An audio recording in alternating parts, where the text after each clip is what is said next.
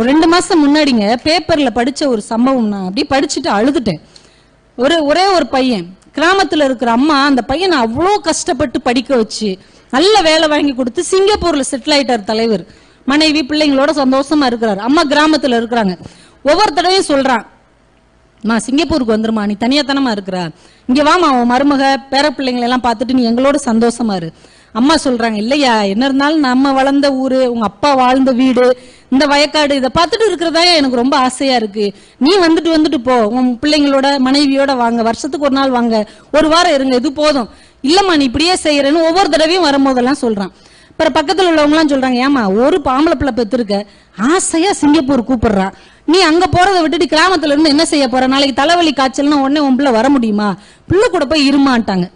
அந்த அம்மாவுக்கும் சரி அதுவும் கரெக்ட் தான், கடைசி காலத்துல நம்ம மகன் கூட தான் நம்ம இருக்கணும்ட்டு, தம்பி அம்மா வந்துடுறேன்டா, அடுத்து நீ எப்ப வர முடியுமோ வந்து நீ கூட்டு போயிரு. சரிம்மா ரொம்ப சந்தோஷம், இப்பயாவது நான் சொன்னதை கேட்டிய, சரி நான் ஊருக்கு வர்றதுக்கு முன்னாடி அந்த வீடு வயக்காடு எல்லாத்தையும் வித்துரு, ஏன்னா இனிமே நம்ம அதை பார்க்க முடியாது, எல்லாத்தையும் வித்து படமாக்கிக்கோ, நம்ம ஊருக்கு போய் சிங்கப்பூர்ல அந்த பணத்துக்கு உன் பேரம்பேத்திக்கோ உனக்கு என்ன வேணுமோ வாங்கிக்கோ. சரிப்பான்ட்டாங்க. மகன் வர்றதுக்கு முன்னாடி வீடை வித்தாச்சு, காடு வயல் எல்லாத்தையும் வச்சு பல்கா அமௌண்ட் பணம் ரெடி பண்ணிட்டாங்க. மகன் வந்தான், நல்லா அம்மா கையால கோழி குழம்பு எல்லாம் சாப்பிட்டா, ரொம்ப சந்தோஷமா அம்மாவையும் கூட்டுட்டு கார் பிடிச்சி அதிகாலையில கிளம்பியாச்சு. பிளைட் பிடிக்கிறதுக்கு ஏர்போர்ட்டுக்கு போயாச்சு, திருச்சி ஏர்போர்ட்டுக்கு. அங்க போய் உட்கார்ந்து இருக்கிறாங்க. அம்மா உட்கார வச்சுட்டு பணத்தை எல்லாத்தையும் சூட்கேஸ்ல எடுத்து வச்சுட்டு, அம்மா இங்கே இரு, நான் போய் டிக்கெட் வாங்கிட்டு வந்துடுறேன். காலையில 8 மணிக்கு அம்மா விட்டுட்டு போனவன் தான். 9 மணி ஆச்சு, 10 மணி ஆச்சு, 11, 12, 1:30 மணி ஆயிடுச்சு மத்தியானம். போனவனு காணும். ஏர்போர்ட்டுக்குள்ளே இந்த அம்மா பக்கற முடிச்சுட்டு உட்கார்ந்து இருக்குது. ஒரு அதிகாரி வர்றாரு, என்னம்மா காலையில இருந்து நீங்க இங்கே இருக்கிறீங்க, என்ன விஷயம்? இல்லைங்க என் மகன் டிக்கெட் எடுக்க போயிருக்கான், நாங்க சிங்கப்பூர் போறோம். டிக்கெட் எடுக்க போயிருக்கானா? என்ன ரயில்வே ஸ்டேஷன் நினைச்சீங்களா, இல்ல பஸ் ஸ்டாண்ட் நினைச்சீங்களா? இதெல்லாம் முதலே டிக்கெட் எடுத்தாதான் வர முடியும். உங்க மகன் முதலே டிக்கெட் எடுத்திருப்பாரு. இல்லப்பா என் மகன் என்கிட்ட சொல்லிட்டு தான் போனேன், இங்கேயும் உட்காந்துரு எங்கேயும் போயிடாத, இப்ப டிக்கெட் எடுத்துட்டு வந்துடுறேன்னு சொல்லியிருக்காங்க. ஒருவேளை உள்ள ரொம்ப கூட்டமா இருக்கும் போல, என் பிள்ளை பாவம் பசியோடு வரிசையில நிக்குது, கொஞ்சம் சீக்கிரம் கொடுத்து விடுங்களேன். என்னம்மா இவ்வளவு முட்டாள்தனமா பேசுறீங்க, உங்க மகன் பேர் சொல்லுங்க, வயசு சொல்லுங்க அப்படின்னு எல்லாத்தையும் கேட்டுட்டு உள்ள போனார். விசாரிச்சுட்டு வந்து சொன்னார், என்னம்மா இந்த காலத்துல இப்படி எல்லாம் இருப்பீங்களாமா, உங்க மகன் காலையில 10:30 ட்ரெயினுக்கே போயிட்டாமா சிங்கப்பூருக்கு, சிங்கப்பூர் போன அந்த பிளைட்ல உங்க மகன் பேர் இருக்குதுமா, போயிட்டாமா, நீங்க இங்க உட்கார்ந்துட்டு இருக்கிறீங்க. அந்த அம்மா சொல்றாங்க, இல்லங்க அவன் எனக்கு இல்லம்மா, உங்க மகன் ஏமாத்திட்டு உங்களை அம்போன்னு விட்டுட்டு சிங்கப்பூர் போயிட்டாமா, அவன் போன பிளைட் இருந்தா பாருங்க, அவன் பேர் பாருங்க, அவன் மொபைல் நம்பர் பாருங்க அப்படின்னு போட்டோவை எடுத்துட்டு வந்து காமிக்கிறாரு. தானே உங்க மகன்? ஆமாப்பா போயிட்டாமா, அவன் சிங்கப்பூர் போயிட்டான். நீங்க என்ன கொடுத்தீங்க? இல்லப்பா எல்லா சொத்தையும் வித்து அவன்கிட்ட தான்ப்பா பணம் கொடுத்தேன். என்னம்மா இப்படி பெத்த பிள்ளை உங்களை ஏமாத்திட்டு போயிடுச்சு, அதெல்லாம் உருப்படவா போகுது, இந்த பணத்தை வச்சு அதெல்லாம் விளங்கவா போகுதுன்னு தான் சொல்லியிருக்கிறாரு. படக்குன்னு அந்த அம்மா அவங்க வாயை பொத்திட்டு சொல்லியிருக்காங்க. அப்பெல்லாம் சொல்லாதீங்கயா, நான் ஆசாசியா வளர்த்த ஒத்த பிள்ளை, அது என்னை விட்டுட்டு போனா கூட பரவாயில்ல, அது அங்க போய் உருப்படாம போயிரும் மட்டும் சொல்லாதீங்க, அது எங்க இருந்தாலும் என் பிள்ளை நல்லா இருக்கணும் ஏன்னு அந்த ஏர்போர்ட்ல வச்சு அந்த அம்மா கண்ணீர் சிந்தி இருக்கிறாங்க.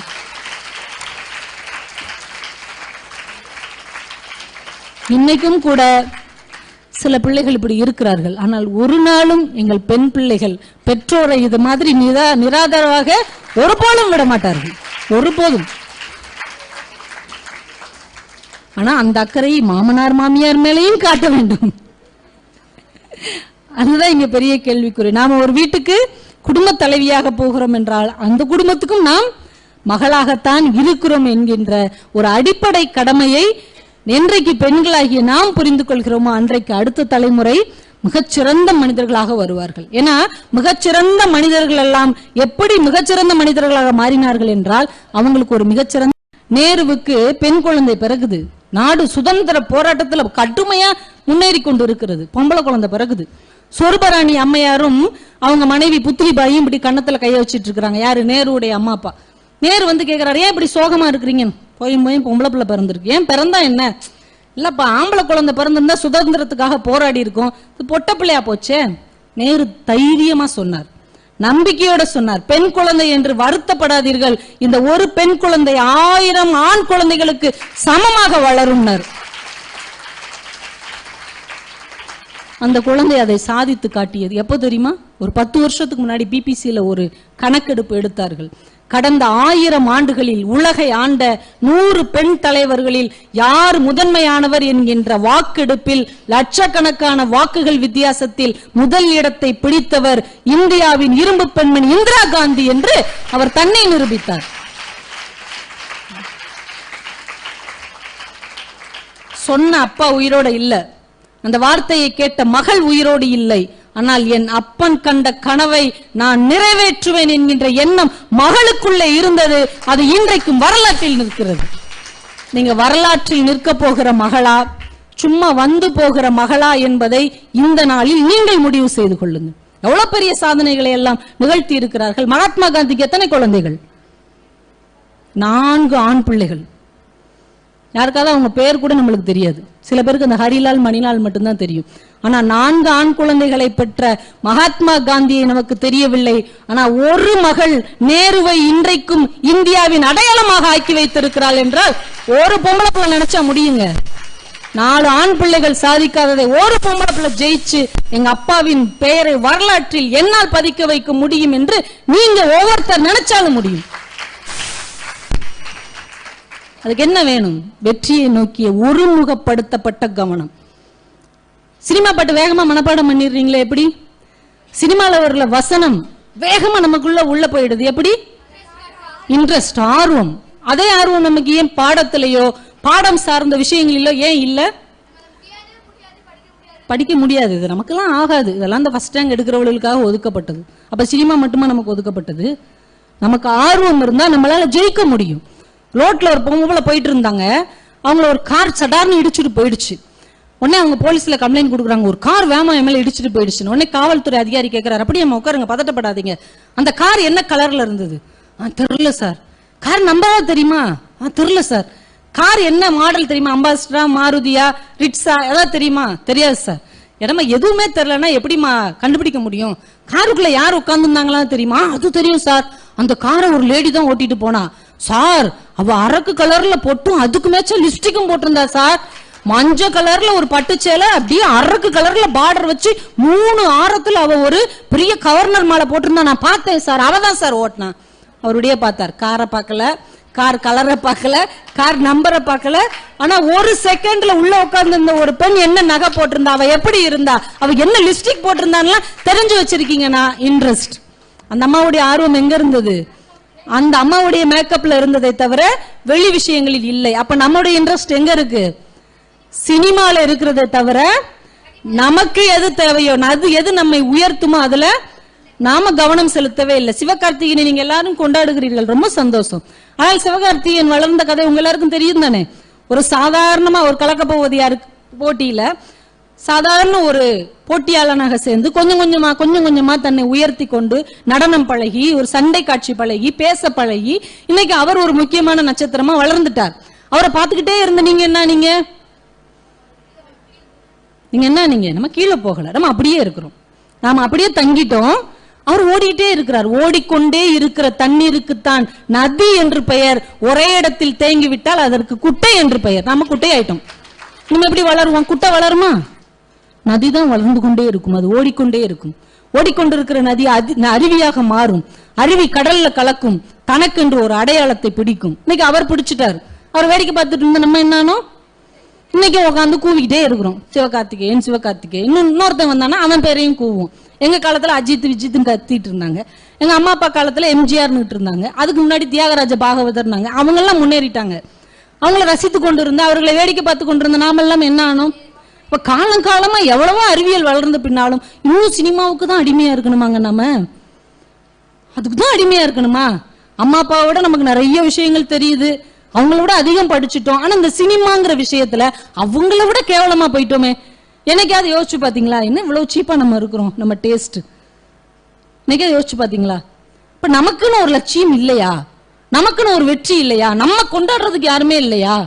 அவரை பத்தி சொல்றது நம்ம என்ன அவர்கிட்ட அம்பாசிடரா? அவங்களுக்கு சம்பளம் கொடுத்துருக்கிறாரா? நீங்க என்ன விளம்பரதாரரா? அவரை வச்சு விளம்பரம் எடுக்க போறீங்களா? படம் எடுக்க போறீங்களா? அட்வான்ஸ் வாங்கிருக்கிறீங்களா?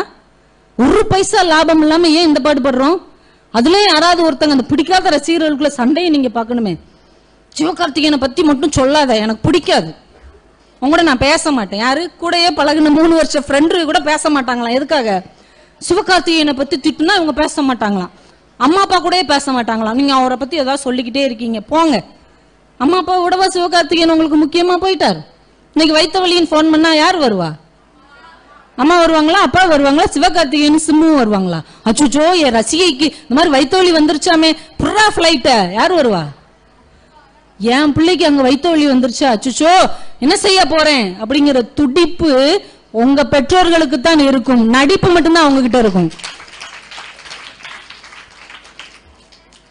அப்போ நீங்க முதலில் முடிவெடுக்க வேண்டியது உங்களுடைய ரசனை, உங்களுடைய தேவையில்லாத பொழுதுபோக்குக்கான நேரம். இந்த ரெண்டையும் பிரிங்க. இதுக்கு எவ்வளவு நேரம் ஒதுக்கலாம், இந்த சினிமாவுக்கு எவ்வளவு நேரம் ஒதுக்கலாம், நம்முடைய லட்சியத்துக்கு எவ்வளவு நேரத்தை ஒதுக்க போகிறோம், அதுக்கு எது தடையாக இருக்கிறது. ஆளுக்கு ஒரு தடை சொல்லிடுவோம் தெரியுமா. ஜெயிக்க முடியாததுக்கு காரணம் அப்படியே அடிக்கி வச்சோம்னா இமயமலையை விட ஒரு அடி பெருசா போயிடும். போகுமா போகாத. போன வருஷம் பஞ்சாப்ல ஜலந்தர் அப்படின்ற ஒரு ஊர்ல ஒரு நீதிமன்றத்துக்கு புதுசா ஒரு நீதிபதி வர்றாங்க. 22-23 வயசு தான். ஸ்ருதின்னு சொல்லி ஒரு லேடி வர்றாங்க, யங் லேடி. அவங்கள பெரிய பதவி, நீதிபதினா சாதாரணமான விஷயமா, எல்லாம் அப்படியே மாலை மரியாதையோட எல்லாம் அணிவகுத்து நிக்கிறாங்க கோர்ட் வாசல்ல. அவங்க நேரா வர்றாங்க, எல்லாம் வழிவிடுங்க அப்படின்ட்டு போய் அந்த கோர்ட் வளாகத்துல ஒருத்தர் கேன்ல டீ வச்சு விப்பார் இல்லையா, அவர் கையை பிடிச்சு பேசிக்கிட்டு இருக்காங்க. எல்லாருக்கும் அதிர்ச்சி ஆயிடுச்சு. என்னடா ஒரு பெரிய நீதிபதி அம்மா போய் ஒரு டீக்காரன்ட்ட போய் கையை பிடிச்சி பேசிட்டு இருக்காங்க, சுச்சோ அப்படின்னு போய், மேடம் என்ன மேடம் நீங்க எவ்வளவு பெரிய நீதிபதி, உங்களுடைய டிக்னிட்டியே தெரியாம எப்படி நின்றுட்டு இருக்கிறீங்க. உடனே அவங்க சொன்னாங்க, இருங்க நான் நீதிபதியாக இன்றைக்கு வேண்டுமானால் உங்கள் கண்களில் காட்சி அளிக்கலாம், ஆனால் நான் நீதிபதி ஆவதற்காக தன் உயிரையும் உழைப்பையும் கொடுத்த எங்க அப்பா தான் அந்த டீ கடைக்காரர் அப்படின்னாங்க. எங்க அப்பா தான் இந்த கோர்ட் வாசல்ல டீ வித்துக்கிட்டு இங்க நீதிபதியா என் மக வரணும், பாப்பா நீ இங்க நீதிபதியா வரணும் என்கின்ற கனவை எனக்குள்ளே ஊட்டி வளர்த்தது எங்க அப்பா தான். அந்த சுருதி சொல்லும் போது அவங்க அப்பாவுக்கு எவ்வளவு பெருமையா இருந்திருக்கும், எவ்வளவு சந்தோஷமா இருந்திருக்கும், அப்படியே கண் கலங்கி இருப்பார் இல்லையா. அப்படி ஒரு ஆனந்த கண்ணீரை என்னைக்கு உங்க அப்பாவுக்கு நீங்கள் பரிசளிக்க போகிறீர்கள். அப்பானா சாதாரணமான விஷயமா? ஒரு தீபாவளி, ஒரு பொங்கல், ஒரு ரம்ஜான், ஒரு கிறிஸ்துமஸ் வரும்போது யாருக்கு முதல் ட்ரெஸ் எடுப்பாங்க? நமக்கு தான் எடுப்பாங்க. அப்பாவோ அம்மாவோ எங்களுக்கு தான் முதல் எடுப்போம். அதுக்கப்புறம் மிச்ச காசு இருந்தா உங்களுக்கு எடுத்தாலும் எடுப்பலன்னா எடுக்க மாட்டோம். எனக்கே சொல்லியிருக்காங்களா? மொத்தம் நமக்கு தான். அதுலயும் வீட்டுல இருந்து கிளம்பும் போதே அம்மா சொல்லுவாங்க, 5000 ரூபாய் தான் போனஸ் கொடுத்துருக்காங்க அப்பா, ஆளுக்கு 1000 மீதி 1000 ரூபாயில பொங்கல் செலவு, உனக்கு 1000 ரூபாய் தாண்டி. நம்ம ரொம்ப ஜென்டிலா, நம்ம ரொம்ப நல்ல பிள்ளைங்க இல்ல, நான் 800 ரூபீஸ்க்கே சுடிதார் எடுத்துக்கிறேமா, பேலன்ஸ் 200க்கு ஒரு செப்பலும் கொஞ்சம் காஸ்மெட்டிக்ஸும் வாங்கிக்கிறேன் அப்படின்னு சொல்லி தான் போவோம். ஆனா போன உடனே என்ன செய்வோம், குபீர்னு உள்ள பாஞ்சி 2500 ரூபாய்க்கு ஒரு சுடிதார் எடுத்துட்டு வருவோம். அம்மா வேலையத்தான் பார்ப்பாங்க. என்ன சொன்னேன் உங்ககிட்ட என்ன சொல்லி கூட்டு வந்தேன், வரும்போது அப்பாட்ட போய், எப்பா இந்த சுடிதார் எனக்கு ரொம்ப பிடிச்சிருக்குப்பா, என் கிளாஸ்ல உள்ள எல்லாரும் அந்த ஹரிணி கூட இதான்ப்பா வச்சிருக்கா, எவ்வளவு சூப்பரா இருக்கு தெரியுமாப்பா, அவளுக்கே சூப்பரா இருக்குன்னா எனக்கு ரொம்ப சூப்பரா இருக்கும்லப்பா. அப்பா சொல்லுவாரு, உனக்கு பிடிச்சிருக்காடா எடுத்துக்கோ. அம்மாவுக்கு கடுப்பாயிரம், என்ன எடுத்துக்கோ, கொடுத்ததே 5000 ரூபா, அதுல 2500 உங்க மகளுக்கே போயிருச்சுன்னா மீதி 2500 ரூபா வச்சு என்ன செய்ய? அப்பா ஒரே வார்த்தையில சொல்லுவார், என்ன இந்த தீபாவளிக்கு எனக்கு ட்ரெஸ் வேண்டாம், பாப்பா எடுத்துக்கிட்டோம், வச்சுக்கடா. எனக்கு தீபாவளிக்கு ட்ரெஸ் வேண்டாம், என் பாப்பா வச்சுக்கிட்டோம். சொல்லுவாங்களா சொல்ல மாட்டாங்களா? சொல்லுவாங்க தானே, நான் எதுவும் பொய் சொல்றேனா? சொல்லுவாங்க தானே. அந்த அப்பாவுக்கு பதிலுக்கு நீங்க என்ன செய்யலாம் நினைக்கிறீங்க? 5000 ரூபாய்க்கு சட்டை எடுத்து கொடுத்தா சரியா போயிருமா? அது யார் வேணா எடுத்து கொடுக்கலாமே. பணம் இருக்கிற யார் வேணாலும் திருப்பி செய்ய முடியும். ஆனால் எனக்காக எல்லாம் செஞ்ச அப்பாவுக்கு யாராலும் செய்ய முடியாத ஒரு சாதனையை நான் செய்து காட்டுவேன் என்று நீங்கள் என்றைக்கு முடிவெடுக்க போகிறீர்கள்? சிவகார்த்திகேயனுக்காக சண்டை போடுறோம், சிம்புவுக்காக சண்டை போடுறோம், எங்க அப்பாவுக்கு என்று என்றைக்கு நீங்கள் சண்டை போட போகிறீர்கள்? எங்க அப்பா இப்படி மேடையில எங்க அப்பாவை நிப்பாட்டி இவளுடைய அப்பா இவரு அப்படிங்கிற ஒரு கைத்தட்டலை நான் எங்க அப்பாவுக்கு வாங்கி தருவேன். என்னைக்கு முடிவெடுக்க போறீங்க? பிரேமான்னு ஒரு பொண்ணுங்க, அவங்க அப்பா ஜெயக்குமார், தமிழ்நாட்டுக்காரங்க, மும்பையில செட்டில் ஆயிருக்காங்க, ஆட்டோ ஓட்டுறார். ஆட்டோ ஓட்டி அந்த பிள்ளைய சார்ட்டர்ட் அக்கௌண்டன்ட் படிக்க வைக்கிறார். அவ்வளவு காஸ்ட்லியான புக் அந்த பிள்ளை கேட்கும் போதெல்லாம் கஷ்டப்பட்டு காசு கொடுப்பார். பெரிய பெரிய புக்கா வாங்கி வச்சு படிச்சுட்டு இருக்கும். அவன் என்ன நினைச்சிட்டான், ஆட்டோக்காரன்னா பெரிய பாட்சா படத்துல வர்ற ரஜினி மாதிரி நம்ம அப்பா அப்படி நான் ஆட்டோக்காரன் ஆட்டம் போட்டுட்டு போறாருன்னு நினைச்சிட்டு இருந்தது. ஒரு நாள் நாகப்பட்டினம் பக்கத்துல ஏதோ ஒரு மேரேஜை முடிச்சுட்டு ஆம்னி பஸ்ல போய் இறங்குறாங்க. அதிகாலை 4:30 மணி மும்பைல போய் இறங்குறாங்க. ஆட்டோக்காரங்க மொச்சுட்டு வருவாங்க தெரியுமா. ஆம்னியில போய் பஸ்ல இறங்கணும்னா விடிகாலையில ஆட்டோக்காரங்க நம்மள பிச்சு எடுத்துருவாங்க. Sir auto sir, auto sir, இங்க வாங்க, அங்க வாங்க வாங்க.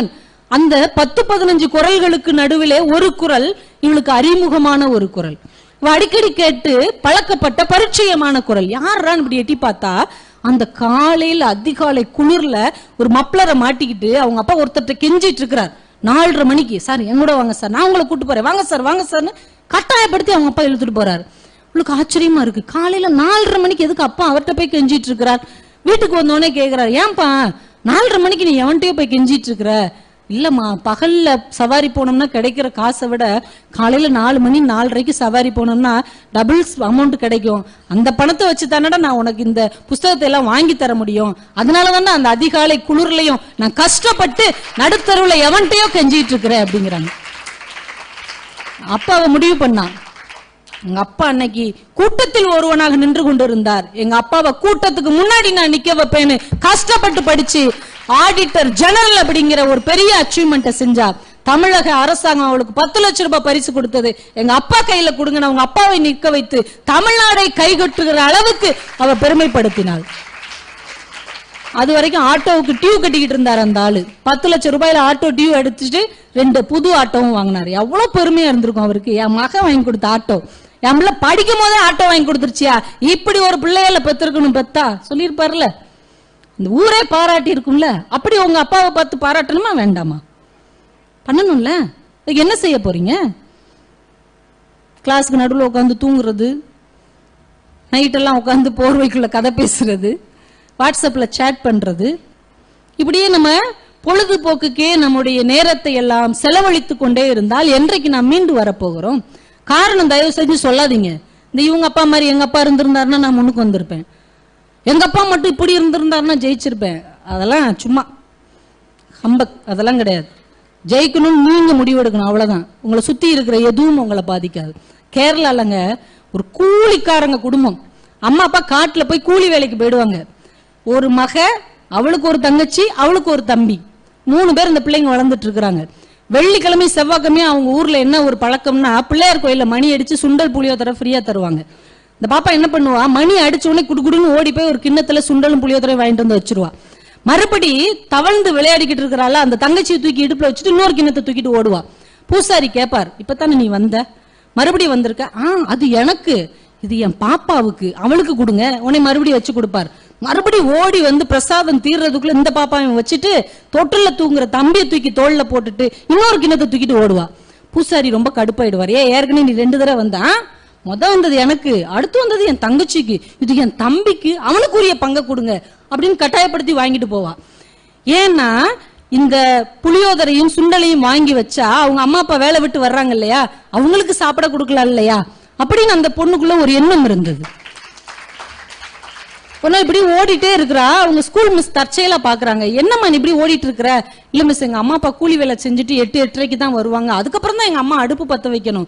ஆனா இந்த சுண்டல் புளியோதரையை நான் எனக்கு, என் தம்பிக்கு, என் தங்கச்சிக்குன்னு வாங்கி வச்சிட்டேன்னா அவங்க வந்த உடனே சாப்பிடுவாங்க, அவங்க வயிறார உட்காந்துருந்தாங்கன்னா எனக்கு ஒரு சந்தோஷம் மிஸ் அப்படின்னு இருக்கா. சரிம்மான்ட்டு போயிட்டாங்க. ஒரு நாள் அந்த பள்ளிக்கூடத்துல ஓட்டப்பந்தயம், நிறைய பிள்ளைங்க கலந்துக்கிறாங்க. இவ ஒரு ஓரமா உட்காந்துருக்கிறா. நீ கலந்துக்கல? இதெல்லாம் எனக்கு பழக்கம் இல்லை. என்ன பழக்கம்? சும்மா கலந்துக்கோ. இல்ல மிஸ் எனக்கு தெரியாது. இங்க வா, நீ போய் நில்லு.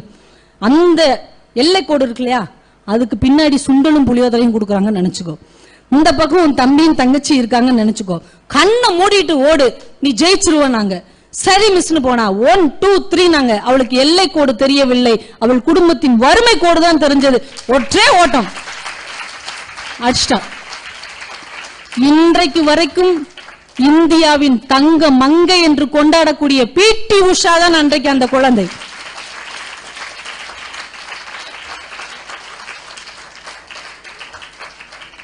ஏன் முடியாது? எத்தனையோ உங்க சமூகத்திலே உங்களை பாதித்த விஷயங்களை நீங்கள் பார்த்து கண்ணீர் தான் விட்டிருக்கிறீர்கள். ஆனா அந்த கண்ணீரை துடைக்க உங்களால் என்ன செய்ய முடிந்தது? ஆனா ஒருத்தி செஞ்சா, உங்க வயசு இந்த மே மாசம் தான் செஞ்சா. இதே மே மாசம் தான் நினைக்கிறேன், மே 6ஆம் தேதியோ 8ஆம் தேதியோ நடந்த ஒரு சம்பவம். நீங்க எதை பார்த்து கண்ணீர் விட்டீர்களோ, யாரை பார்த்து வருத்தப்பட்டீர்களோ, ஐயோ இந்த பிள்ளைக்கு நம்மளால ஒண்ணும் பண்ண முடியலையே என்று சோகப்பட்டீர்களோ, அந்த துயரத்துக்கு ஒருத்தி அவளால் முடிஞ்ச ஒரு சின்ன அங்கீகாரத்தை செய்தால். தெரியுமா? வில்லட் ஓவியா திருச்சி பக்கத்துல திருவெரும்பூர்ங்கிற ஒரு சின்ன ஊரை சேர்ந்த 12ஆம் வகுப்பு முடித்தவள். இந்த வருஷம் அவளும் 12th முடிக்கிறா. உங்க செட்டு 12ஆம் வகுப்பு முடிச்ச அந்த வில்லட் ஓவியாங்கிற ஒரு பொண்ணு காற்று மாசுபடுவதை கண்டறியவும் பூமி வெப்பமடைவதை கண்டறியவும் ஒரு சேட்டலைட்டை கண்டுபிடிச்சா. அந்த சேட்டலைட்டை மெக்சிகோல இருந்து ஏவுனா. அந்த சேட்டலைட் என்ன பேர் வச்சா தெரியுமா? அனிதா சாட்னு பேர் வச்சா. அனிதா செயற்கைக்கோள். யார் அந்த அனிதா? நீட் எக்ஸாம்ல ஜெயிக்க முடியாம டாக்டர் கனவை தனக்குள்ளே புதைத்து எரிந்து செத்து போனாலே தூக்கு போட்டு. அந்த அனிதாவை பார்த்து நீங்களும் வருத்தப்பட்டீங்க, நானும் வருத்தப்பட்டேன். ஆனா அந்த அனிதாவுக்காக என்ன செய்தோம்? ஆனா அந்த ஓவியா என்கின்ற பெண் என்னுடைய சாதனைக்கு அனிதா பெயரை வைத்து அவளை நான் வானத்தின் உயரத்திற்கு கொண்டு செல்வேன் என்று கொண்டு சென்றாலே, அந்த தில் இருக்கணும், அந்த கெத்து இருக்கணும். அப்பதான் இன்னொருத்தரை பார்த்து நீங்க வருத்தப்படணும். சும்மா நடக்கிற துன்பங்களையும் துயரங்களையும் பார்த்து வருத்தப்பட்டுக்கிட்டே இருந்தா அது யாரு வேணா வருத்தப்படலாமே, யாரு வேணா வருத்தப்படலாம்ல. ஆனா அந்த வருத்தத்துக்கு மாற்றாக நான் எதையாவது செய்வேன். நான் ஒரு சின்ன தீர்வை கண்டுபிடிப்பேன். ஏன் உங்களால முடியாது? உங்க வயசுல இருக்கிற திருச்சியை சேர்ந்த அந்த ஓவியாவால முடியும்னா, நமக்கு எந்த ஓவியா தெரியும்? பிக் பாஸ்ல கொக்கு நெட்டன்னு ஆட தெரியும். அடுத்து யாருப்பா வர்றா சீசன் 2க்கு? நயன்தாரா வர்றாங்களாமே, நாஞ்சில் சம்பத் வர்றாங்களாமே, யாரும் வந்துட்டு போறாங்க. நமக்கு எது முக்கியம்? நமக்கு நம் கண் முன்னால் இருக்கக்கூடிய சவால் எது? நம்முடைய பெற்றோரை முன்னிறுத்தக்கூடிய, நம்முடைய வெற்றியை பறைசாற்றக்கூடிய விஷயம் எது? என்னைக்கு யோசிக்க போகிறோம்? எனக்கு தெரிஞ்ச ஒரு பொண்ணுங்க, என்னை விட ஒரு 2 வயசு தான் மூத்தவ. அப்படி ஒரு வாய்ப்பை கடவுள் எனக்கு கொடுத்திருக்கிறார். கடவுள் என்கிட்ட ஒப்படைச்சிருக்கிறார். என்னால தான் அந்த குழந்தையை கவனிக்க முடியும். நான் தான் ஒரு நல்ல தாய். கடவுள் என்னையத்தான் நம்புறாரு, உங்களை நம்பல. எவ்வளவு போல்டா அந்த பொண்ணு திருப்பி சொன்னது. கடைசி வரைக்கும் அந்த குழந்தையால் தனக்கு எதையும் திருப்பி தர முடியாது என்று தெரிந்தும் கூட அந்த குழந்தையை தூக்கி சுமக்க என்னால் முடியும் என்று ஒரு தாய் மட்டும்தாங்க முன்னுக்கு வர முடியும். ஒரு கீர்த்தி சுரேஷோ நயன்தாராவோ வரமாட்டாங்க. என் ரசிகையை நான் தூக்கி பிடிப்பேன். அவ வருவா? அவங்களுக்கே அந்த ஃபீல்டு நிரந்தரம் இல்லையே. நடிகையர் திலகம்னு ஒரு படம் பாருங்க. இந்த சினிமா என்பது எவ்வளவு மாயையான, மோசமான, கேவலமான உலகம் என்பது உங்களுக்கு தெரியும். ஒரு காலத்துல கொடிகட்டி பறந்த நடிகை கடைசி அவ்வளவு மோசமா அவங்க வாழ்க்கை முடிந்து போனது. ஸ்ரீதேவி அது பாவம் ஆக்சிடென்ட்ல விழுந்தது, விடுங்க. அதுக்கு பின்னாடி எவ்வளவு குழப்பங்கள் இருக்குது. எல்லாருக்கும் பின்னாலும் எவ்வளவு குழப்பமான ஒரு தானே இருக்குது. அப்போ ஒரு தெளிவான, ஒரு சிறந்த வாழ்க்கையை நம்மளால்தான் வாழ முடியும் என்கின்ற நம்பிக்கை நமக்கு ஏன் வரல? ஏன் யோசிக்க முடியல? சுஜிதான்னு ஒரு பொண்ணுங்க பிறக்கும் போது கண்ணு தெரியல. ஆனா அவளை ஸ்கூலுக்கு அனுப்புறாங்க அவங்க அம்மா. அவளுக்கு எதுவுமே தெரியல. கிளாஸ்ல உட்காந்து அஜித்ன்றாங்க, விஜய்ன்றாங்க, சூரியன்றாங்க, நிலான்றாங்க, கருப்புன்றாங்க, சிவப்புன்றாங்க. எதுவுமே அவளுக்கு புரியல. அவங்க அம்மா காலை பிடிச்சிக்கிட்டு அழுதா. என்னை ஏமா பெத்த? நீ என்ன ஏன் பெத்த? தயவு செஞ்சு என்னை கொன்று, எனக்கு ஏதாவது கொடுத்து கொன்று, நான் அடுத்த பிறவிலையாவது கண்ணு தெரிஞ்சவளா வர்றேன். எல்லாரும் அந்த கலருங்கிறாங்க, இந்த கலருங்கிறாங்க, எனக்கு எதுவுமே தெரியலமா, எனக்கு எல்லாமே இருட்டா இருக்குமா, பிளீஸ் என்னை கொன்றுமா, தயவு செஞ்சு கொன்றுன்னு அவங்க அம்மா காலை கட்டி பிடிச்சு அழுகிறா. அவங்க அம்மா அந்த பிள்ளை தூக்கி உட்கார வச்சு கண்ணை தொடச்சிட்டு சொன்னாங்க, சுஜிதா, 2 கண்களால் உன்னால் இந்த உலகத்தை பார்க்க முடியவில்லை என்று நீ அழுகிறாய். ஆனா உன்னால எதையாவது ஒன்றை சாதிக்க முடியும் என்று நான் நம்புகிறேன். உனக்கு துணையா நான் இருக்கிறேன். நீ ஜெயிச்சு காட்டு சுஜிதா. நீ 2 கண்ணால தானே உன்னால உலகத்தை பார்க்க முடியல. இந்த உலகம் கோடி கண்களால் உன்னை பார்த்து கண்ணீர் விடும், உன்னை பார்த்து கைதட்டும், உன்னை பாராட்டும். சொல்லி சொல்லி சொல்லி வளர்த்தாங்க. 2011 இந்தியாவிலேயே தமிழகத்தில் முதல் கண் பார்வையற்ற IAS அதிகாரி என்கின்ற பட்டத்தை அவ தட்டிட்டு போனான். இன்னைக்கு அவ அயல்நாட்டு தூதரக அதிகாரியா இருக்கிறான். வாழும் வரலாறு இவங்கெல்லாம். அவங்களால சாதிக்க முடியும் போது வறுமையை தாண்டி, ஊனத்தை தாண்டி, எவ்வளவு பிரச்சனைகளையும் தாண்டி அவங்க ஜெயிக்க முடியும் போது உங்களால ஏன் ஜெயிக்க முடியாது? எது தடையாக இருக்கிறது? எதுவும் தடையா இல்லை, நீங்க மட்டும்தான் தடை. உங்களுடைய தேவையற்ற கற்பனைகளும் ஆசைகளும், தேவையற்ற விஷயங்கள் மேல் நீங்கள் காட்டுகிற அக்கறை மட்டும்தான் தடை. உங்களுக்கு நீங்க தான் தடை. இன்றைக்கு முடிவெடுங்கள். என் தடையை நான் உடைப்பேன். என் தாய் தகப்பனுக்கு ஒரு பெருமையை நான் தேடி தருவேன். நான் உண்மையில கேட்கிறேன், 10th 12th ரிசல்ட் வந்தப்ப எத்தனை பேருங்க உண்மையிலே மகிழ்ச்சியா இருந்தீங்க? உண்மையிலே மகிழ்ச்சியா இருந்தீங்க? எங்க அம்மா அப்பா நினைச்ச மார்க்கை நான் வாங்கி கொடுத்துட்டேன் நீங்க சொல்லுங்க பாப்போம். எங்க அம்மா அப்பா நினைச்ச மார்க்கை நான் வாங்கி கொடுத்துட்டேன்னு சொல்லுங்க பாப்போம். நிறைய கை கீழே போயிடுச்சு. கீழே போன கையெல்லாம் நீங்க விரும்பின மார்க். இப்ப தூக்கி இருக்கிற கை மட்டும்தான் பெற்றோர் விரும்பின மார்க். இவங்களுக்கு ஒரு பெரிய கைத்தட்டல கொடுங்க. இதுதாங்க சாதனை. எங்க அம்மா அப்பா 480 எடுக்க ஆசைப்பட்டாங்க. நான் 485 எடுத்து காட்டினேன். எங்க அம்மா 1100க்கு மேல எடுக்கணும்னு ஆசைப்பட்டாங்க. நான் 1111 எடுத்தேன். இதுதானே வெற்றி. எங்க அம்மா எதிர்பார்த்ததை விட 4 மார்க் கம்மியாயிடுச்சு. இருந்தாலும் பரவாயில்ல. இதெல்லாம் இருந்தாலும் பரவாயில்ல. இதெல்லாம் ஒரு பொழப்பா? உங்களால முடியல? மனசாட்சியை தொட்டு சொல்லுங்க, உங்களால முடிஞ்சிருக்குமா முடியாதா? இன்னும் கொஞ்சம் அக்கறை காட்டி இருந்தா உங்களால அதிக மார்க் எடுத்திருக்க முடியுமா முடியாதா? யார் மேல தப்பு, யார் மேல குற்றம்? கடைசி நேரத்தில் யார் உட்கார்ந்து சேட் பண்ணிட்டு இருந்தா? கடைசி நேரத்தில் யார் வீட்டுக்கு தெரியாம டிவி பார்த்தா? கடைசி நேரத்திலும் கூட படிக்க கிடைத்த வாய்ப்புகளில் எத்தனை பேர் அரட்டை அடிச்சீங்க? எவ்வளவு நேரம் தூக்கத்தில் தொலைத்தீர்கள்? இனிமே அந்த நேரத்தை உங்களால திரும்ப கொண்டு வர முடியுமா? 20 நாள் டைம் இருந்தது, இப்ப 10th உட்காந்து படிச்சிருந்திருக்கலாம்ல. முடியாது, ஏன்னா தாண்டிட்டீங்க. இப்ப உட்காந்து 12th படிக்க முடியுமா? இனிமே அந்த மார்க்கை மாத்த முடியுமா? அதுக்கே மதிப்பு என்னன்னு பேர் வச்சாங்க தெரியுமா? அது வெறும் எண் இல்லை, உங்கள் மதிப்பை உயர்த்துகிற எண் மதிப்பெண். சமுதாயத்தில் உங்க அம்மா அப்பாவுக்கு இருக்கிற மதிப்பை உயர்த்துகிற எண். இதே உங்களுக்கு புரியாம போச்சு. கொஞ்சம் முயற்சி செஞ்சிருந்தா 10 மார்க் வாங்கிருக்க முடியுமா முடியாதா? இப்ப உட்காந்து ஒவ்வொருத்தரும் ஃபீல் பண்றீங்கல்ல, இன்னும் ஒரு 5 மார்க் எடுத்திருக்கலாம். மேத்ஸ்ல இன்னும் 2 மார்க் எடுத்திருந்தா சென்டம். உண்மையா இல்லையா? 1 மார்க் எடுத்திருந்தா சென்டம். 1 மார்க்ல உங்களை நீங்க விட்டுட்டீங்களே உங்க மதிப்பை. 2 மார்க்ல உங்க அம்மா அப்பாவுக்கு கிடைக்கிற பெருமையை தொலைச்சிட்டீங்களே. இது யார் தேடி தருவா? இது எப்படி நீங்க மாத்துவீங்க? அப்போ உங்க கண் முன்னால் இருக்கிற ஒரே வாய்ப்பு அடுத்த வருஷ படிப்பு. அடுத்த வருஷ படிப்பிலையாவது இந்த குறைகளை, இந்த குற்றங்களை, இந்த தவறுகளை நான் தூக்கி எறிந்து விட்டு சாதனையை நோக்கி மட்டும்தான் போவேன் என்று இன்றைக்கு நீங்கள் முடிவெடுங்கள். அந்த முடிவுதான் உங்களை சிகரமாக்கும், உங்களை நட்சத்திரமாக்கும், உங்களை சூரியனாக்கும். யாரோ ஒரு சூரியனுக்காகவும் யாரோ ஒரு நட்சத்திரத்துக்காகவும் தயவு செய்து பின்னால் நின்று நீங்கள் டார்ச் லைட் அடிக்காதீர்கள். இந்த ஒளிவட்டம் உங்களுக்கு பின்னால் உருவாக வேண்டும். எவனுக்கோ ஒருத்தனுக்கு ஒளிவட்டம் வருவதற்கு நீங்கள் ஏன் உழைத்துக் கொண்டிருக்கிறீர்கள்? அந்த ஒளிவட்டம் உங்க அம்மா அப்பாவுக்கு கிடைக்கணும், உங்க அம்மா அப்பாவால உங்களுக்கு கிடைக்கணும், உங்க பெற்றோருக்கும், உங்க குடும்பத்துக்கும், உங்க சமூகத்துக்கும், உங்க பள்ளிக்கூடத்துக்கும். ஏன் இந்த 20 நாள் உங்களுக்காக கேம்ப் நடத்தி அவங்க வீட்டை தொலைச்சிட்டு வந்து உட்கார்ந்துருக்காங்க பாருங்க, உங்களுடைய வளர்த்த அம்மாக்கள். அவங்க சொல்லுவாங்கல்ல, அடுத்த வருஷம் நீங்க வராட்டி கூட உங்க பேர் பேப்பர்ல வந்ததுன்னா, இந்த பிள்ளை 20 நாள் எனக்கு பிள்ளையா இருந்தது சொல்லுவாங்கல்ல. காமாட்சி அம்மாவும் ராணி அம்மாவும் சொல்லுவாங்கல்ல, இந்த பிள்ளை 20 நாள் என் பிள்ளை. அப்பா பேப்பர்ல அப்பமே நினைச்சேன், எனக்கு தெரியும் இந்த பிள்ளை சூப்பரா வரும்னு சொல்லுவாங்கல்ல. அறிவு திருக்கோயில லட்சுமணன் ஐயாவும் குற்றாலம் ஐயாவும் சொல்லுவாங்கல்ல, எங்க பிள்ளைங்க அவங்க தெரியுமா, நாங்க 20 நாள் யூத் கேம்ப்ல கொடுத்த டானிக் அந்த பிள்ளைங்க அடுத்த வருஷம் செமையா வந்துருச்சு சொல்லுவாங்கல்ல. எது வேணும்? எது உங்களுக்கான தேவை? எது உங்களுக்கான தேடுதல்? எது உங்களுக்கான சிகரம்? எது உங்களுக்கான புதையல்? எது உங்களுக்கான கடல் என்பதை இன்றைக்கு நீங்கள் முடிவு செய்யுங்கள். யாருக்கோ படகாக, யாருக்கோ துடுப்பாக தயவு செய்து இனிமேலும் இருக்காதீர்கள். பொழுதுபோக்காக மட்டுமே பார்க்க தயவு செய்து பழகிக் கொள்ளுங்கள். இன்னையில் இருந்தாவது முடிவெடுங்க. இத்தனை நாள் போன காலம் போகட்டும். ஏன்னா எவ்வளவோ பெரிய போராட்டத்திற்கு பின்னால் தான் ஒரு பெண்ணினம் இங்கே கம்பீரமா உட்கார்ந்து இருக்குது.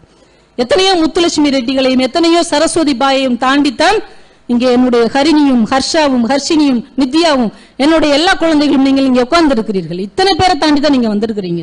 அப்ப உங்களை நீங்கள் இந்த சமூகத்திலே நிரூபித்து காட்ட வேண்டும். அதற்கு தடையாக இருப்பதை நீங்கள் உடையுங்கள். இன்னொருத்தர் வந்து உங்களை சப்போர்ட் பண்ணணும்னு ஒரு நாளும் எதிர்பார்க்காதீர்கள். உங்களால மட்டும்தான் முடியும். உங்களை உயர்த்துவதற்கான ஒரு உன்னதமான தூண்டுகோல், மந்திரக்கோள் நீங்கள் மட்டும்தான் என்பதை இந்த நல்ல நாளில் தயவு செய்து புரிந்து கொள்ளுங்கள். ஒரு காலத்தில் உங்க பாட்டியின் கைகளில் சமையல் கட்டியின் ஊதுகோல் இருந்தது. அடுத்த காலத்தில் உங்க அம்மாவின் கைகளில் வீட்டின் திறவுகோல் இருந்தது. இன்றைக்கு உங்கள் கைகளில் எழுதுகோல் இருக்கிறது. நாளை உங்கள் பிள்ளைகளின் கைகளில் தேசத்தின் செங்கோல் இருக்கும். அதற்கு நான் ஊன்றுகோலாக இருப்பேன் என்று நீங்கள் முடிவெடுங்கள். நீங்கள் ஜெயுங்கள். நீங்கள் சரித்திரத்தில் உங்கள் பெயரை நீங்களே பதிவு செய்யுங்கள். இங்கே வந்திருக்கிற ஒவ்வொருத்தரும் அடுத்த வருஷம் மிகப்பெரிய உயரத்தை தொடுவதற்கு எல்லாம் வல்ல இறைவனை வேண்டி உங்கள் அத்துணை பேரின் வெற்றிக்காகவும் என்னுடைய பிரார்த்தனையும், உங்க அம்மா பிரார்த்தனைகள், நம்ம ஆசிரியர் பிரார்த்தனை எல்லாம் வேதாத்ரி மகரிஷி பாதங்களில் சமர்ப்பித்து இன்னும் அப்படியே கண்டினியூ பண்ணுங்கிறார் ஐயா. உண்மையிலே சந்தோஷமா இருக்கு நீங்க இவ்வளவு பொறுமையா ஒரு சீரியஸான விஷயத்தை கேட்பதற்கு. உங்களுக்கு ஒரு பெரிய கைதட்டல்.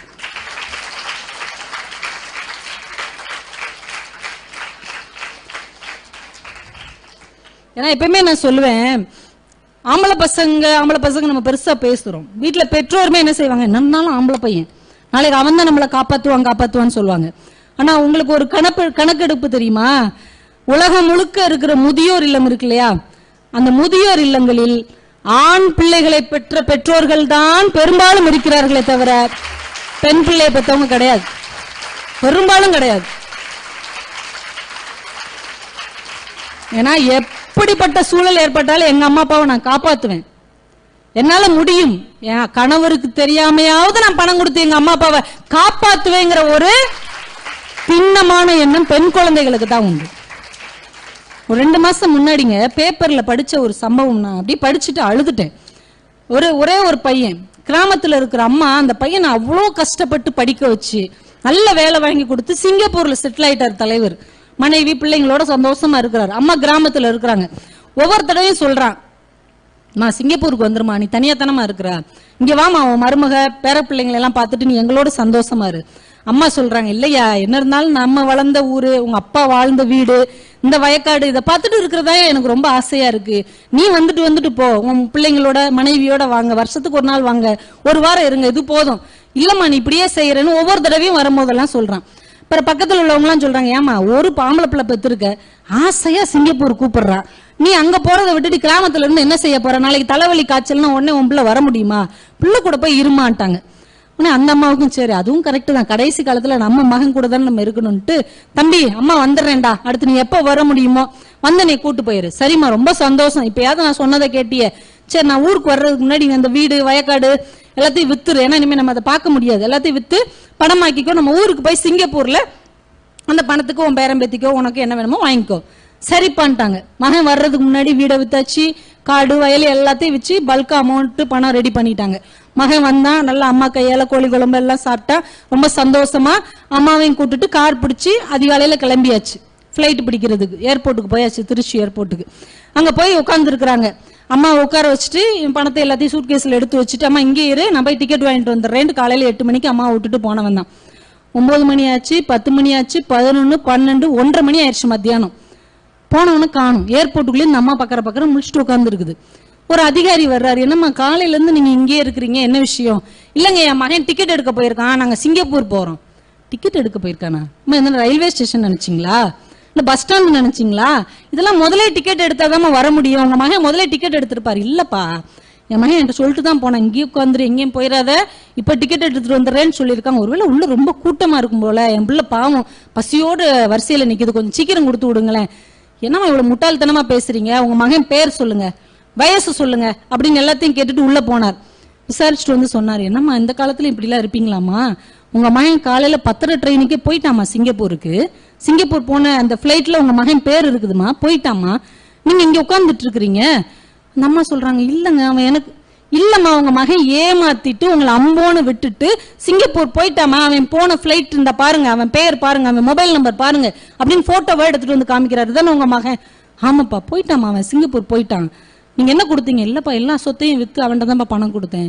என்னம்மா இப்படி பெத்த பிள்ளை உங்களை ஏமாத்திட்டு போயிடுச்சு, அதெல்லாம் உருப்படவா போகுது, இந்த பணத்தை வச்சு அதெல்லாம் விளங்கவா போகுதுன்னு தான் சொல்லியிருக்கிறாரு. படக்குன்னு அந்த அம்மா அவங்க வாயை பொத்திட்டு சொல்லியிருக்காங்க, அப்பெல்லாம் சொல்லாதீங்கய்யா, நான் ஆசாசையா வளர்த்த ஒத்த பிள்ளை, அது என்னை விட்டுட்டு போனா கூட பரவாயில்ல, அது அங்க போய் உருப்படாம போயிரும் மட்டும் சொல்லாதீங்க, அது எங்க இருந்தாலும் என் பிள்ளை நல்லா இருக்கணும் ஏன்னு அந்த ஏர்போர்ட்ல வச்சு அந்த அம்மா கண்ணீர் செஞ்சு இருக்கிறாங்க.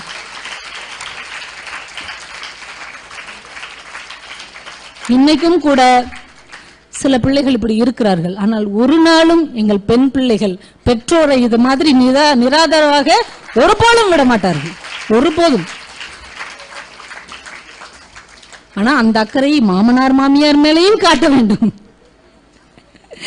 அதுதான் இங்க பெரிய கேள்விக்குறி. நாம ஒரு வீட்டுக்கு குடும்ப தலைவியாக போகிறோம் என்றால் அந்த குடும்பத்துக்கும் நாம் மகளாகத்தான் இருக்கிறோம் என்கின்ற ஒரு அடிப்படை கடமையை என்றைக்கு பெண்களாகிய நாம் புரிந்து கொள்கிறோமோ அன்றைக்கு அடுத்த தலைமுறை மிகச்சிறந்த மனிதர்களாக வருவார்கள். ஏன்னா மிகச்சிறந்த மனிதர்கள் எல்லாம் எப்படி மிகச்சிறந்த மனிதர்களாக மாறினார்கள் என்றால் அவங்களுக்கு ஒரு மிகச்சிறந்த அம்மா வைத்திருக்கிறார்கள். உங்களுக்கு ஒரு கதை சொல்லட்டா, நடந்த கதை. ஒரு குட்டி பையன் முத ஸ்கூலுக்கு போறான். அந்த காலத்துல இந்த ஆட்டோ வேனு பஸ் இதெல்லாம் கிடையாது. ஒரு வில் வண்டியில உட்கார வச்சு குதிரை வண்டியில உட்கார வச்சு அனுப்பி வைக்கிறாங்க. அந்த குட்டி பையன் அப்படியே போறான் குதிரை வண்டியில. அவனுக்கு அது வரைக்கும் அந்த குதிரை வண்டியை அவன் பக்கத்துல பார்த்ததே இல்லை. அந்த குதிரைக்காரர் அப்படி சாட்டை எடுத்து சொடுக்குன உடனே குதிரை பாஞ்சுக்கிட்டு போது பாருங்க, ரொம்ப ஆச்சரியப்பட்டுட்டான். சே சூப்பரா இருந்தாலும் குதிரை ஓட்டுறாரா அப்படின்னு. வகுப்புல போய் எல்லாம் வரிசையா உட்காந்துருக்காங்க. டீச்சர் வந்த உடனே வழக்கமா ஒரு கேள்வி கேட்பாங்கல்ல, நீங்கள் எல்லாம் என்னவாக போகிறீர்கள், அவனை ஏன்டா வந்து உட்காந்துருக்கான். நீங்கள் எல்லாம் என்னவாக போகிறீர்கள்னு ஒருத்தன் நான் டாக்டர் ஆக போறேன், வெரி குட் கை தட்டுங்க. நான் டீச்சர் ஆக போறேன், வெரி குட் கை தட்டுங்க. உன்னை இவனை கேட்டாங்க, நான் குதிரை வண்டிக்காரனாக போறேன்னா. ஏன்னா அவனுக்கு அதுதான் அன்னைக்கு கனவு, அதுதான் அவனுக்கு பெரிய ஆச்சரியம். எல்லாம் சிரிச்சுட்டாங்க. ஏன்டா குதிரை வண்டிக்காரன் ஆகிறதுக்கு எதுக்குடா நீங்க வந்த, அதுக்கு ஏதாவது குதிரை லாயத்துக்கு போலாம்ல, ஒழுங்கா யோசிச்சு நாளைக்கு கரெக்டா பதில் சொல்லு. ரொம்ப சோகமா வீட்டுக்கு போய் மூணு உட்காந்துருக்கான். அவங்க அம்மா வந்து கேட்டாங்க, ஸ்கூல்ல யாராவது ஏதாவது சொன்னாங்களா? இங்க ஒரு விஷயம் ஞாபகம் வச்சுக்கோங்க, நீங்க சோகமா இருக்கீங்க, வருத்தமா இருக்கீங்கன்னா அது எங்களுக்கு எப்படி தெரியும்? நீங்க வார்த்தையால சொன்னாதான் தெரியும். ஆனா உங்கள் சோகத்தை உங்கள் முகத்தை வைத்தே கண்டுபிடிக்க உங்க அம்மாவால மட்டும்தான் முடியும்.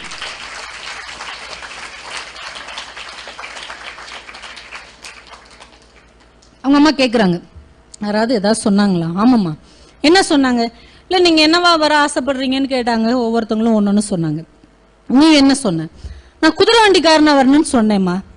கரெக்ட், நீ சொன்னதான் கரெக்ட், நீ குதிரை வண்டிக்காரனா தான் வரணும். ஆனா எப்படிப்பட்ட குதிரை வண்டிக்காரனா வரணும் தெரியுமா? பூஜை அறைக்கு போனாங்க. பகவத்கீதையை உபதேசம் செய்கிற பகவான் கிருஷ்ணன் குதிரை வண்டிக்காரனா உட்கார்ந்து இருக்கிறான், அர்ஜுனன் கீழே உட்கார்ந்து கேட்டுட்டு இருக்கிறான். இத காமிச்சாங்க, இப்படி ஒரு குதிரை வண்டிக்காரனா நீ வரணும், உலகத்துக்கே நல்ல விஷயத்தை போதிக்கிற கிருஷ்ணன் மாதிரியான குதிரை வண்டிக்காரனா வரணும். அதை பார்த்து பார்த்து அந்த குழந்தை வளர்ந்தது. இன்றைக்கும் நம்மால் கொண்டாடக்கூடிய வங்கம் தந்த சிங்கம் வீரத்துறவி விவேகானந்தன் தான் அன்றைக்கு குதிரை வண்டிக்காரனாக வர ஆசைப்பட்டது. ஒரு அம்மா தன் பிள்ளைக்குள் எந்த கனவை ஒரு விதையாக ஊன்றி வைக்கிறார்களோ அது விருட்சமாக மாறும். இன்றைக்கு மாணவியாக இங்கே உட்கார்ந்து இருக்கிற நீங்கள் தான் நாளைக்கு ஒரு அடுத்த தலைமுறையை மிகச்சிறந்த மானுடனாக உருவாக்க போகிறீர்கள். அப்ப நீங்க எப்படி இருக்கணும்? நீங்கள் பரிசுத்தமானவராக, தூய்மையான சிந்தனை உள்ளவராக, நல்லதை மட்டுமே பேசக்கூடிய செய்யக்கூடிய ஒரு மனுஷியாக இருந்தால்தான் அடுத்த தலைமுறையாவது இந்த தேசத்தில் ஒரு நல்ல சமூகம் உருவாகும். இது யார் கைகளில் இருக்கிறது என்றால் உங்கள் கைகளில் மட்டும்தான் இருக்கிறது. இது உங்களுடைய கடமை மட்டுமில்லை, உங்களின் அடுத்தடுத்த சமூகமும் தமிழகமும் இந்தியாவும் உங்க கைகளில் தான் இருக்கிறது. ஒரு விஷயம், அன்பிற்சிறந்த தவம் இல்லை என்பதால் இதை சொல்லி முடிக்கிறேன். சிவபெருமான் இருக்கார் இல்லையா, இதை மட்டும் சொல்லிடுறேன், ஓகேவா? சிவபெருமான் வானத்துல உட்காந்து மனைவிட்ட பேசிட்டு இருக்கிறார். என்ன இந்த நாட்டுல வர வர நம்ம மக்கள்கிட்ட, அம்மா வந்துட்டாங்க, வாணி ஜெயராம் அம்மா.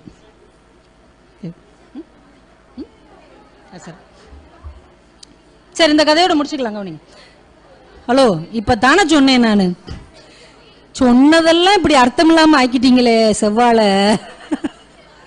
ஓகே ஓகே, நோ ப்ராப்ளம், நல்ல பிள்ளைங்க நீங்க. சிவபெருமான் எங்க இருக்கிறாரு? கைலாயத்துல உட்கார்ந்து இருக்கிறாரு. கூட யார் இருக்கிறாங்க? அவங்க ஒய்ஃப் பார்வதி அம்மா உட்கார்ந்து இருக்கிறாங்க.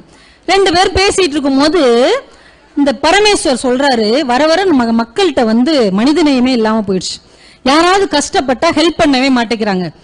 இவ்வளவு நாள் என்னென்னமோ திருவிளையாடல் பண்ணோம், இப்ப ஒரு திருவிளையாடல் பண்ண போறேன், அதை வச்சுதான் அந்த மக்கள்கிட்ட சமூக அக்கறையும் மனிதநேயமும் இருக்கா இல்லையா அப்படிங்கறத முடிவு செய்ய போறேன்ட்டு நேரா பரமசிவன் பூமிக்கு வந்துட்டார். மாறு வேஷம் போட்டு, ஒரு வயசான தாத்தா வேஷம் போட்டு வந்துட்டார்.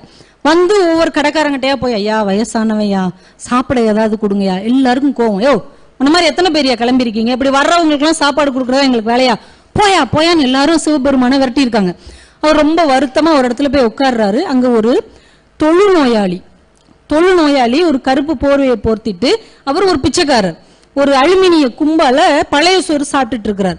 இவர் அவர் பக்கத்துல போய் உட்கார்ந்து, ஐயா வயசானவங்க சாப்பிட்டு 4 நாள் ஆச்சு, யாருமே சோறு போட மாட்டேங்கிறாங்க, நீயாவது ஏதாவது தரக்கூடாதா? அப்படியே பார்த்தாரு. என்கிட்டயா கேக்குறீங்க? ஆமா, இந்தாங்க அப்படின்னு சட்டியோட கொடுத்துட்டான். அவர் வாங்கி சாப்பிட்டு படுத்துட்டார். அந்த பிச்சைக்காரன் இவர் பார்த்துட்டே இருந்தான். அவர் கொஞ்ச நேரம் தூங்கி எந்திரிச்சிட்டு, தம்பி நான் யாருங்கிறத உன்கிட்ட சொல்லணும், அதெல்லாம் ஒன்னும் சொல்ல வேண்டாம், நீங்க தூங்குங்க, நான் உங்களுக்கு காலையில சாப்பிடறதுக்கு ஏதாவது ரெடி பண்றேன்ட்டு போயிட்டான். சிவனுக்கு ரொம்ப ஆச்சரியம், என்னடா நம்ம என்ன சொல்ல வர்றோம், கேட்காமே போயிட்டானே. சரி பரவாயில்ல, யாருமே உதவி செய்யாட்டாலும் இவன் நமக்கு உதவி செஞ்சான், நம்ம யாருங்கிறத இவன்கிட்ட சொன்னா ரொம்ப சந்தோஷப்படுவான், சொல்லிட்டு போயிடணும் வெயிட் பண்ணிட்டு இருக்கிறார்.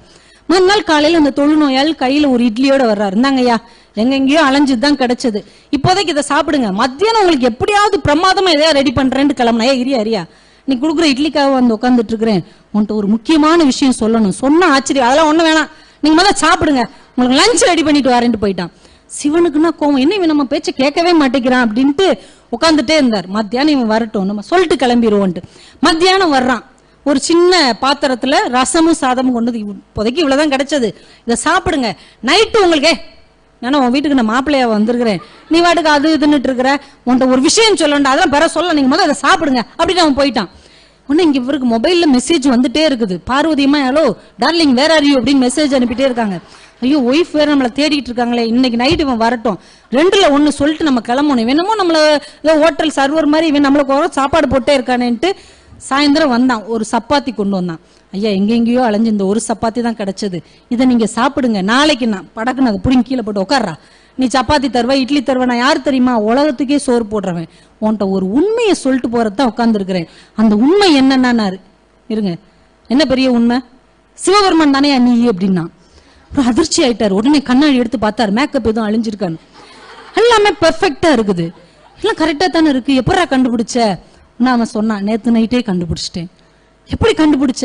பாருங்க, நான் ஒரு தொழுநோயாளி, என் கையெல்லாம் அழுகி நான் அந்த சாப்பாட்டுக்குள்ள கை விட்டு பிசைஞ்சிட்டு இருந்தேன். என் பக்கத்துல ஒரு நாய் கூட நிக்காது, என்னை பெத்த தாய் கூட என்னை விரட்டி விட்டுட்டா, யாருமே என் பக்கத்துல உட்கார கூட மாட்டாங்க. ஆனா நான் கொடுத்த சோற நீ ஆசையா வாங்கி சாப்பிட்டேல, அப்பவே முடிவு பண்ணிட்டயா, என்னை படைத்தவன் தான் தன் படைப்புகளில் பேதம் பார்க்க மாட்டான், நீ என் தெய்வம்னு நேத்தே தெரிஞ்சுக்கிட்டேன் அப்படின்னா. என் இனிய குழந்தைகளே, பணக்காரன் ஏழை, படிச்சவன் படிக்காதவன், அழகா இருக்கிறவன் அழகா இருக்காதவன், உயர்ந்த ஜாதி தாழ்ந்த ஜாதி, இது எல்லாமே நமக்குள் தான்.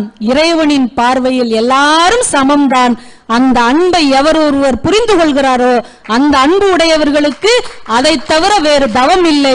இறைவனே உங்களுக்கான வரமாக உங்கள் வாசல் தேடி வருவான். இந்த நல்ல நாளில் இந்த உண்மைகளை நீங்கள் புரிந்து கொண்டீர்கள் என்றால் வாழ்க்கையில் மிகப்பெரிய வெற்றியாளராக நீங்கள் தான் வருவீர்கள் என்று வாழ்த்தி உங்களிடமிருந்து விடைபெறுகிறேன். நன்றி, வணக்கம்.